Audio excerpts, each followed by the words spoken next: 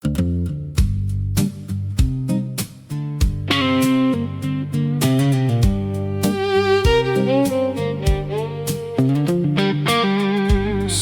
v koutě s prázdnou sklenicí, let už dávno roztál v čase.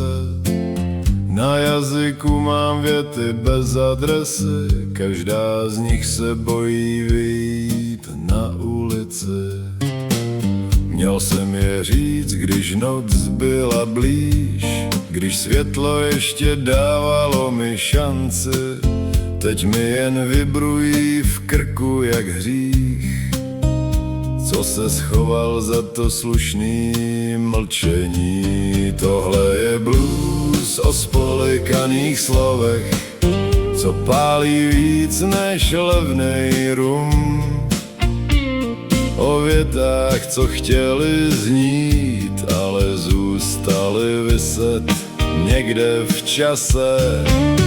Jo, blues o spolikaných slovech, o pravdě, co neměla sílu se rvát, o tom, co mohlo změnit všechno, kdybych tenkrát vydržel stát.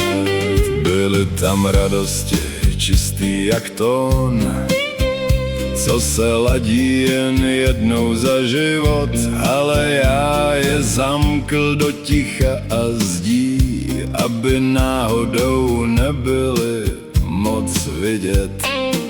A pak ty bolesti ostrý jak střep, co chtěli ven jen se nadechnout, místo toho jsem je převlíknul za smích a na baru je utopil v čistým lihu. To je blues o spolikaných slovech, co tě budí ve 3 ráno.